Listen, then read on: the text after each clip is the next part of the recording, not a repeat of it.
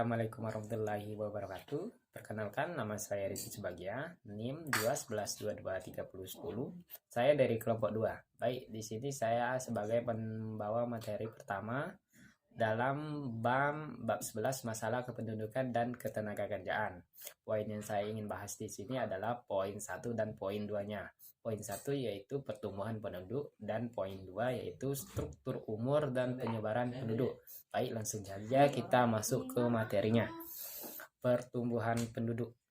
Pertumbuhan jumlah penduduk yang sangat tinggi akan menimbulkan berbagai masalah dan hambatan bagi upaya-upaya pembangunan yang dilakukan. Laju pertumbuhan penduduk yang tinggi akan menyebabkan pertambahan angkatan kerja yang begitu besar. Sedangkan kapasitas kemampuan kesempatan kerja sangatlah terbatas dalam hal ini.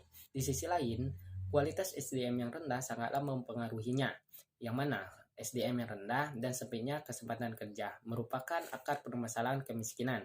Jadi, aspek demografis di sini mempunyai keterkaitan erat dengan masalah kemiskinan yang dihadapi di Indonesia, yang mana daerah miskin sering ditinggalkan oleh penduduknya untuk bermigrasi, bahkan menetap secara permanen ke tempat lain untuk alih-alih guna mencari kerjaan.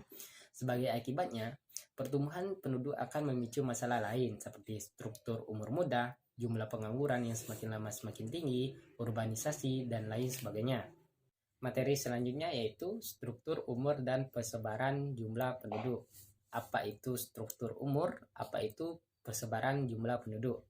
Struktur umur di sini adalah pengelompokan jumlah penduduk berdasarkan umurnya. Sedangkan persebaran atau distribusi penduduk adalah bentuk persebaran penduduk di suatu wilayah atau negara. Apakah penduduk tersebut tersebar merata atau tidaknya? Kepadatan penduduk erat kaitannya dengan kemampuan wilayah dalam mendukung kehidupan penduduknya. Di negara-negara maju, jumlah penduduk yang berumur di bawah 15 tahun adalah sebesar 20-25% dari jumlah keseluruhan penduduk mereka. Sedangkan di negara NSB, proporsi tersebut adalah 40-45%. Keadaan sebaliknya. Pada golongan penduduk yang produktif, jumlah penduduk yang berumur 15-65 tahun di negara-negara maju atau berpendapatan tinggi, yaitu umur tersebut sekitar 67%. Sedangkan di NSB yang berpendapatan menengah dan rendah masing-masing 64% dan 57%. Masalah kependudukan yang mempengaruhi pelaksanaan dan pencapaian tujuan pembangunan di Indonesia adalah pola penyebaran penduduk dan mobilitas tenaga kerja yang kurang seimbang, baik dilihat dari sisi antar pulau, antar daerah, daerah pedesaan, daerah perkotaan, serta antar sektor. Baik, terima kasih. Itulah sekian pembahasan materi dari saya. Saya akhiri. Wassalamualaikum warahmatullahi wabarakatuh. Baiklah, Assalamualaikum warahmatullahi wabarakatuh. Perkenalkan, nama saya Sundari, NIM 2112-23032 dari kelompok 2. Sebelumnya, terima kasih kepada teman saya yang sudah memaparkan materi yang tadi. Di sini saya akan melanjutkan materi selanjutnya, yaitu teori perangkap penduduk dari Malthusius. Pada tahun 1998, referendum Thomas Malthus mengemukakan sebuah teori tentang hubungan antara pertumbuhan penduduk dan pembangunan ekonomi. Dalam tulisannya yang berjudul Essay on the Principle of Population menuliskan sebuah konsep hasil yang semakin menurun. Malthus menjelaskan tentang adanya kecenderungan umum dari penduduk suatu negara untuk tumbuh menurut deret ukur, yaitu menjadi 2 kali lipat setiap 30-40 tahun. Oleh karena itu, Malthus berkeyakinan bahwa satu-satunya cara untuk menghapuskan tingkat kehidupan yang rendah atau kemiskinan absolut adalah dengan menganjurkan masyarakat untuk menahan hawa nafsu dan membatasi jumlah keturunan. Malthus dianggap sebagai bapak dari gerakan pengendalian kelahiran modern. 3 kelemahan mendasar dari teori Malthus dan New Marxian yaitu 1. Teori tersebut tidak memperhitungkan peranan dan dampak dari kemajuan teknologi. Yang kedua, teori tersebut didasarkan pada suatu hipotesis tentang hubungan secara makro antara pertumbuhan penduduk dan tingkat pendapat per kapita, tanpa dibuktikan dengan uji empiris. Dan yang ketiga, teori tersebut memfokuskan perhatiannya pada variabel yang keliru, yaitu pendapatan per kapita, lebih realistis untuk masalah penduduk dan pembangunan suatu pendekatan yang lebih baik, dan proses pembuatan keputusan ukuran keluarga dari masing-masing individu dan bukan agregat, dan tingkat kehidupan menjadi faktor penentu utama dari keputusan ke keluarga apakah akan mempunyai lebih banyak atau lebih sedikit anak. Baiklah, itu saja materi yang dapat saya paparkan. Selanjutnya akan dijelaskan oleh teman saya. Wassalamualaikum warahmatullahi wabarakatuh.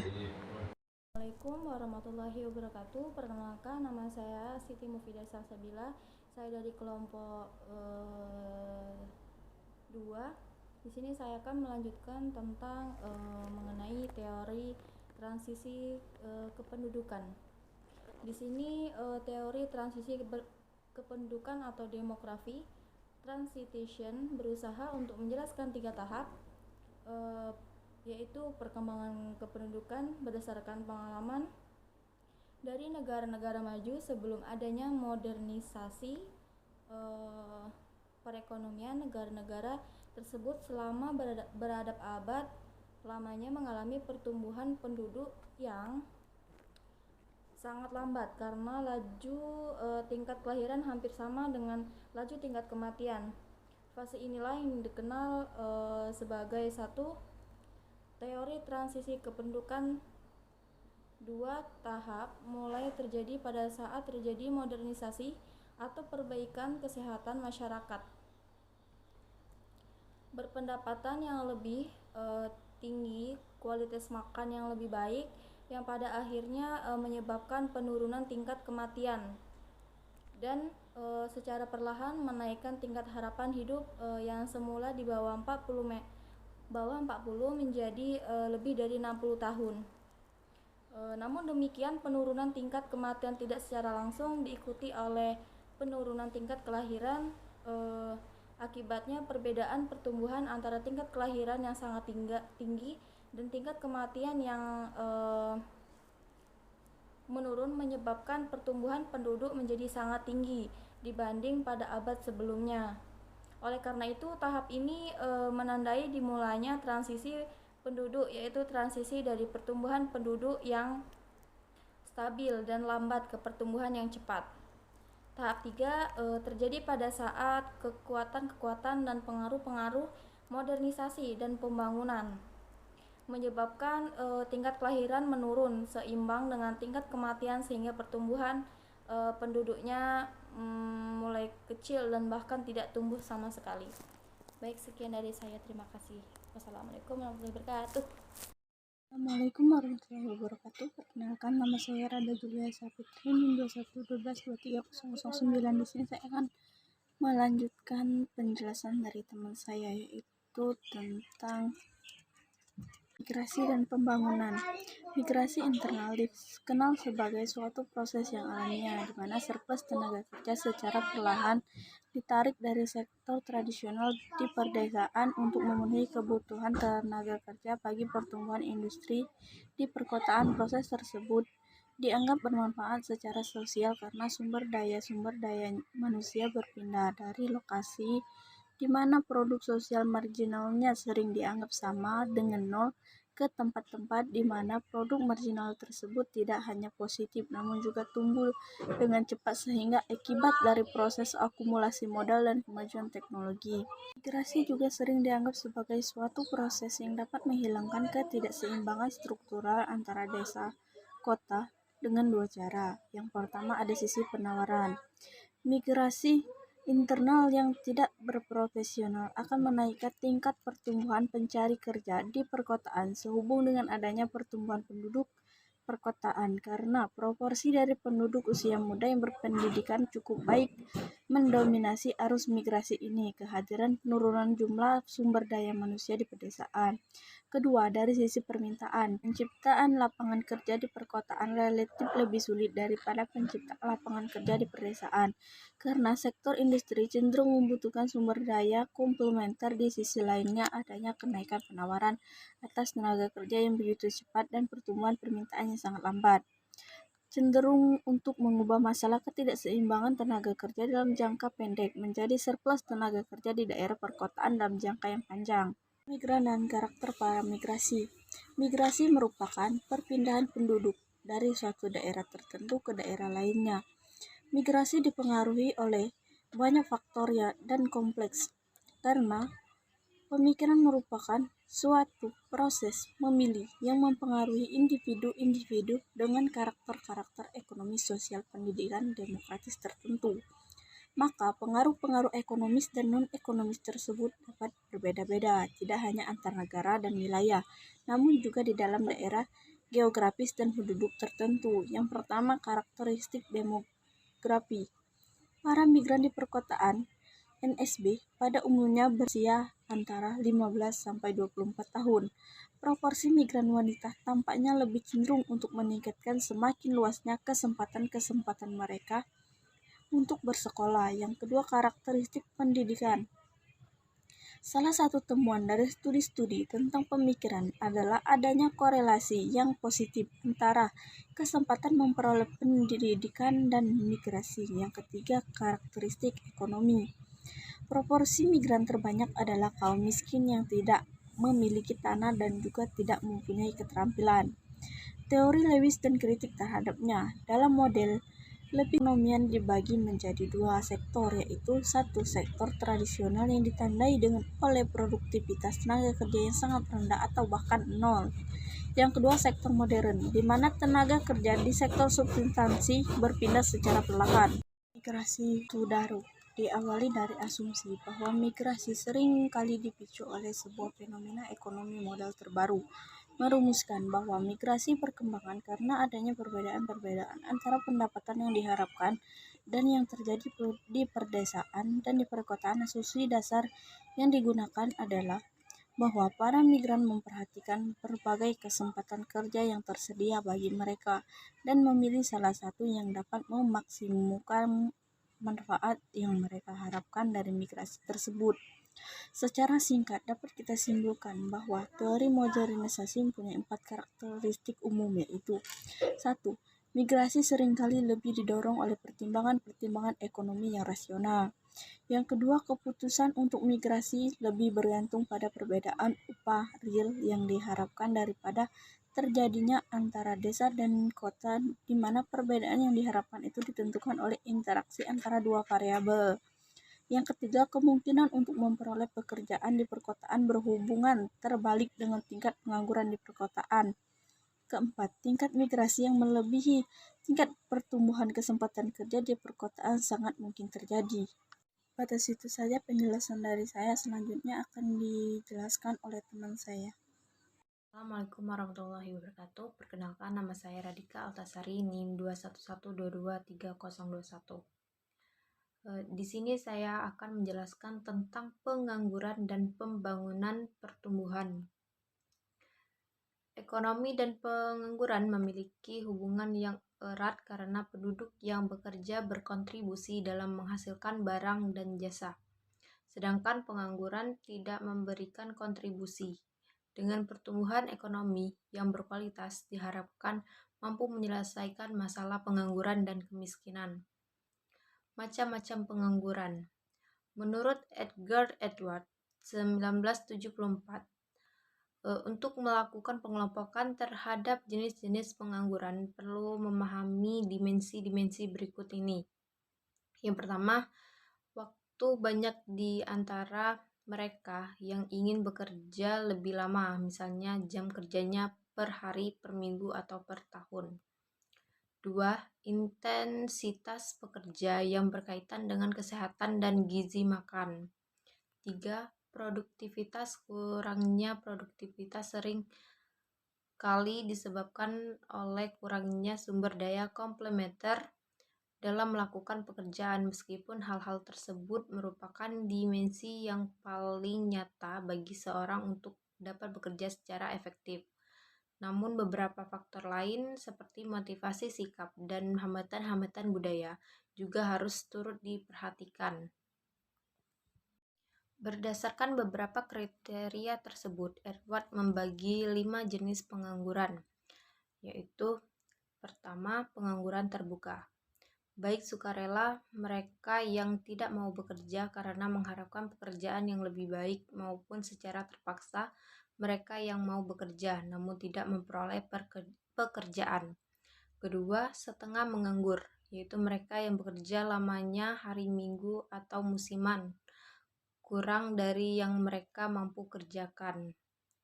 Ketiga, tampaknya bekerja namun tidak bekerja secara penuh, yaitu mereka yang tidak digolongkan sebagai pengangguran terbuka dan setengah menganggur.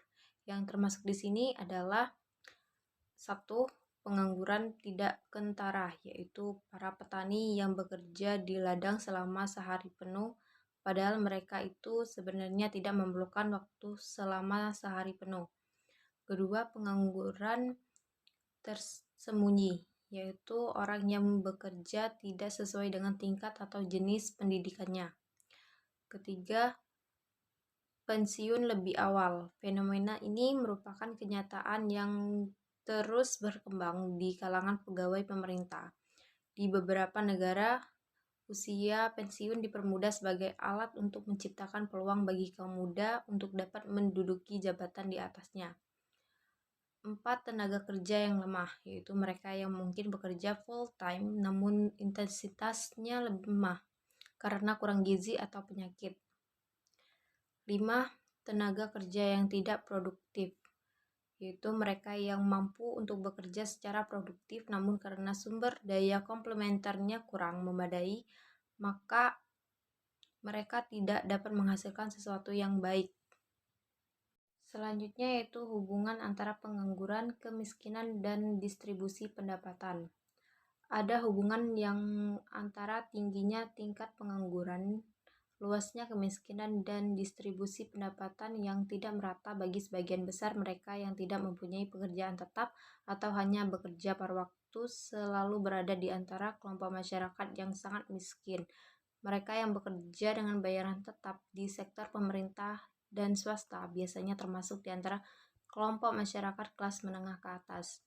Namun demikian sangat keliru jika kita beranggapan bahwa setiap orang yang tidak mempunyai pekerjaan adalah orang miskin, sedangkan yang bekerja secara penuh adalah orang kaya.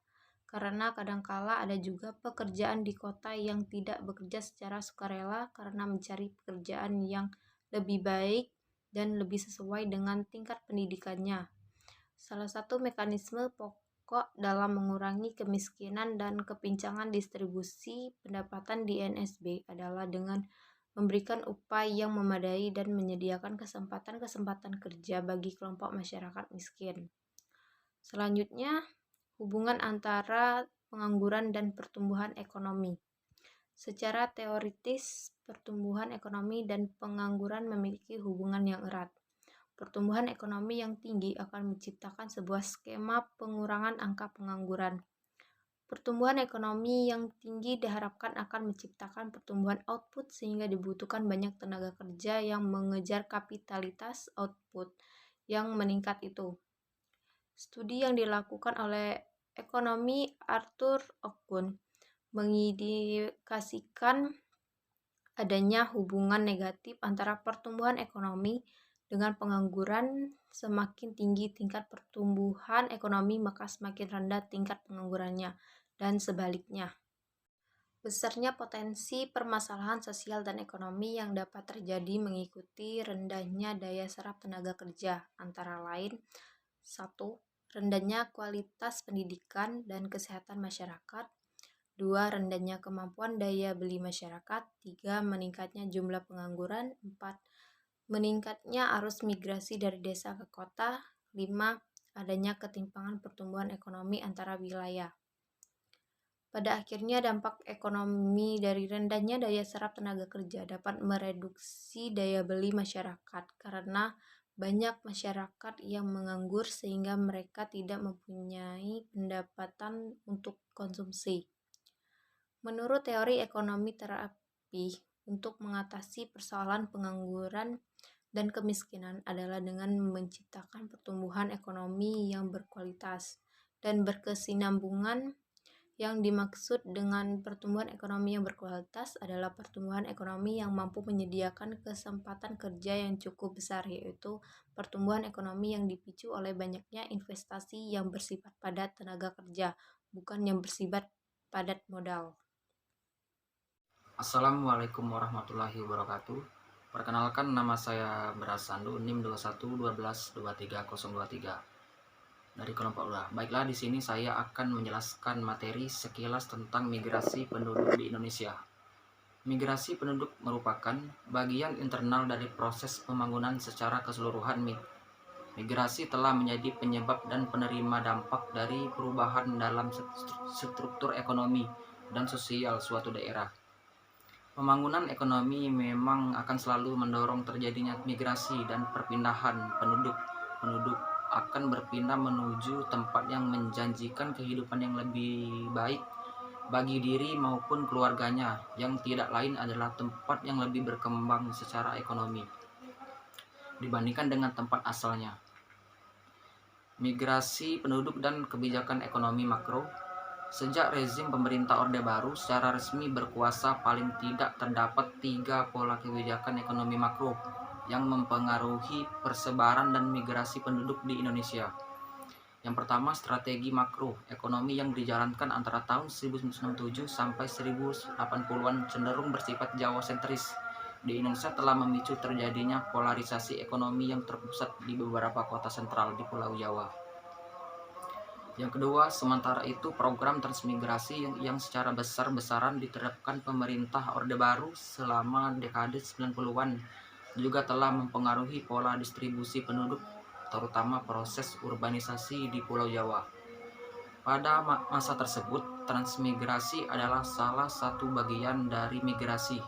Istilah ini memiliki arti yang sama dengan transmigrasi, adalah pemindahan atau kepindahan penduduk dari suatu daerah untuk menetap di daerah yang lain yang ditetapkan di wilayah Republik Indonesia guna kepentingan pembangunan negara dan karena alasan dipandang perlu oleh pemerintah berdasarkan ketentuan yang diatur undang-undang. Yang ketiga, dekade 1980-an. Pemerintah memiliki minat yang besar untuk mengembangkan kawasan timur Indonesia.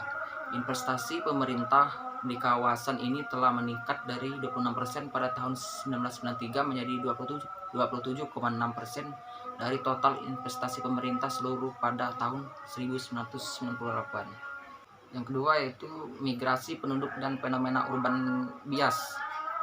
Satu faktor lainnya mendorong adanya migrasi penduduk dari desa ke kota adalah adanya kebijakan yang cenderung di perkotaan atau urban bias, Todaro dan Silkin juga menunduk di bawah kegiatan industrialisasi di NSB tersebut. Urban bias akibatnya sektor tradisional dan pendesaan tidak harap secara baik. Ada 2 alasan mengapa urbanisasi perlu diarahkan. Yang pertama yaitu pemerintah berkeinginan untuk sesegera mungkin meningkatkan proporsi penduduk yang tinggal di daerah perkotaan.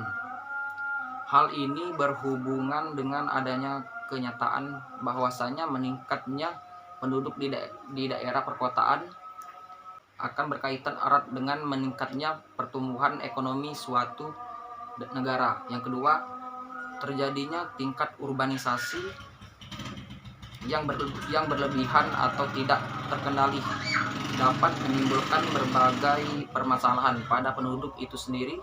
Ukuran terkendali atau tidaknya proses urbanisasi biasanya dikenal dengan ukuran yang kurang lebih, artinya sebagai kekuatan daya tarik kota terbesar pada suatu negara atau wilayah terhadap kota-kota di sekitarnya. Ada 3 alasan utama mengapa penduduk di perdesaan cenderung memiliki hasrat untuk bermigrasi di perkotaan. Yang pertama, sejak krisis melanda negeri ini, semakin hari semakin kerja di daerah perdesaan semakin langka. Sementara usaha yang sebelumnya ditekuni mengalami kebangkrutan akibat krisis. Dan yang kedua, adanya selisih upah yang cukup mencolok antara desa dan kota.